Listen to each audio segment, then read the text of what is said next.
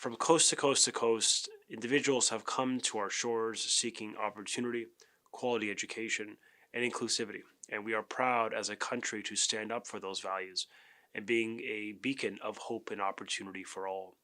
For children pursuing education, fleeing violence and persecution, be it on faith, ethnocultural, or of course, based on sexual orientation, Canada welcomes all students to succeed in this country. And part of our success as a federation is the commitment of all provinces to combat racism and to take action in demonstrable ways to remediate the problem that exists around the world.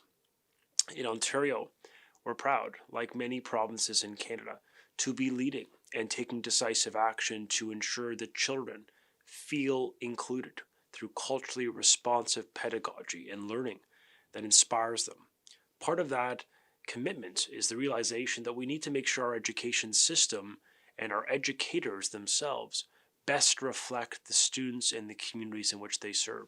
We want to see more merit-based individuals of diversity leading instruction in the front of class. It's why we've taken action to ensure qualified leaders from diverse backgrounds triumph, are hired, and seek the vertical growth we know they deserve within our schools. Diversifying our workforce based on countless studies will lead to better hiring outcomes for our kids.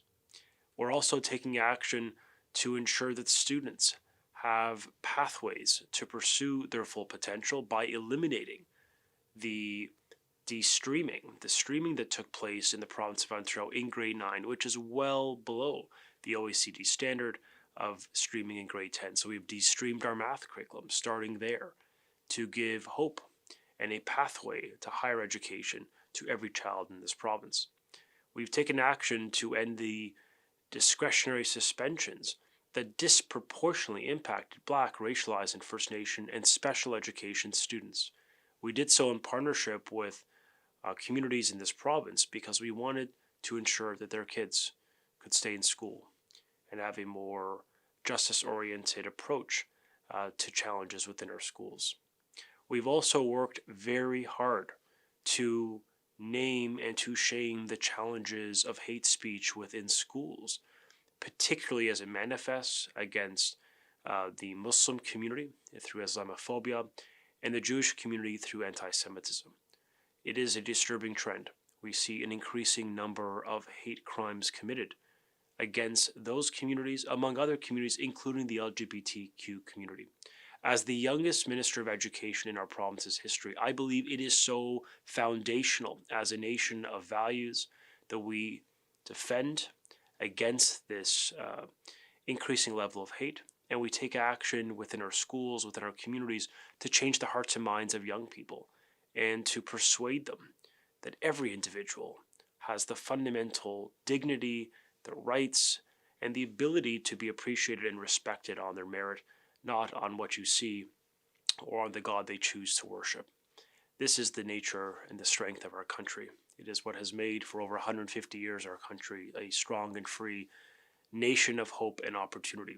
And we know that to change the next generation, it starts within our publicly funded schools by ensuring a more diverse workforce, by ensuring every child is given equal opportunity to achieve their potential when it comes to streaming in school. It also means giving kids the ability to stay in school, including when challenges arise within the classroom. In addition, our school system is governed by publicly elected school board trustees at the local level. And we've required every trustee, every senior board member, every teacher in our classroom to undertake a professional development focused on anti-racism, countering hate speech, hate crimes, and racism that manifests far too often within schools and communities across the world.